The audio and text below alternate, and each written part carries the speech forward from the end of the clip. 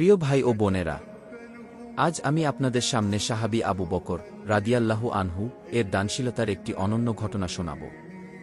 এই গল্প থেকে আমরা বুঝতে পারব, দান মানে শুধু টাকা পয়সা দেওয়া নয়, বরং আল্লাহর উপর পূর্ণ ভরসা রাখা। একদিন রাসূল সাল্লাল্লাহু আলাইহি ওয়াসাল্লাম সাহাবীদের সামনে ঘোষণা দিলেন, তোমরা আল্লাহর রাস্তায় দান করো। তখন সবাই নিজেদের সামর্থ্য অনুযায়ী দান করতে শুরু করলেন।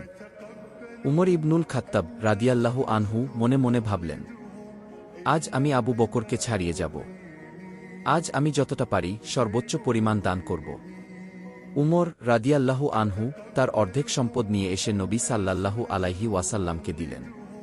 নবী সাল্লাল্লাহু আলাইহি ওয়াসাল্লাম জিজ্ঞেস করলেন, হে উমর, তুমি তোমার পরিবারের জন্য কত রেখে এসেছ? উমর রাদিয়াল্লাহু আনহু বললেন, হে আল্লাহর রাসূল, আমি তাদের জন্য অর্ধেক রেখেছি। এরপর আবু বকর রাদিয়াল্লাহু আনহু এলেন। তিনি নিয়ে এলেন তার সমস্ত সম্পদ। নবী সাল্লাল্লাহু আলাইহি ওয়াসাল্লাম জিজ্ঞেস করলেন, হে আবু বকর, তুমি তোমার পরিবারের জন্য কি রেখে এসেছ?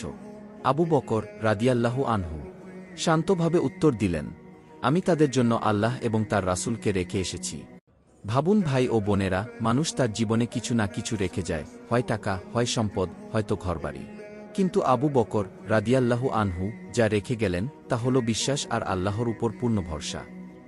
তিনি জানতেন, যদি আল্লাহ ও তার রাসূল আমাদের পাশে থাকেন, তবে দুনিয়ার কোনো অভাবন্টন ক্ষতি করতে পারবে না।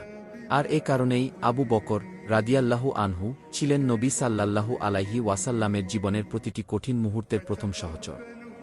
হিজরতের সময় গুহা শাওরে তিনি নবীজির সঙ্গী ছিলেন। যুদ্ধের সময়, দাওয়াতের সময়, দুঃসময়ের সময়, সবসময় তিনি দান, সাহস আর ভালোবাসা দিয়ে নবী সাল্লাল্লাহু আলাইহি ওয়াসাল্লামকে সমর্থন দিয়েছেন। ভাই ও বোনেরা, আমরা হয়তো আবু বকরের মতো সবকিছু দান করতে পারব না, কিন্তু আমরা অন্তত ছোট কিছু দান তো করতে পারি। একটি ক্ষুধার্তকে খাবার দেওয়া, একটি এতিম শিশুর পাশে দাঁড়ানো, অথবা অন্তত একটি সুন্দর কথা বলা, এটাও দান। আমাদের মনে রাখতে হবে, দান করলে সম্পদ কমে না, বরং আল্লাহ সেটাকে বাড়িয়ে দেন। রাসূল সাল্লাল্লাহু আলাইহি ওয়াসাল্লাম বলেছেন, দান করার মাধ্যমে সম্পদ কখনো কমে না। তাই আসুন আমরা সবাই দান করার অভ্যাস গড়ে তুলি। হয়তো আপনার ছোট্ট একটি দান কারো চোখের অশ্রু মুছে দিতে পারে, আর সেই দান আল্লাহর কাছে বিশাল পুরস্কার হতে পারে। জাযাকাল্লাহু খাইরান। ভিডিওটি ভালো লাগলে লাইক করুন, শেয়ার করুন এবং সাবস্ক্রাইব করে পাশে থাকুন আমাদের চ্যানেলের।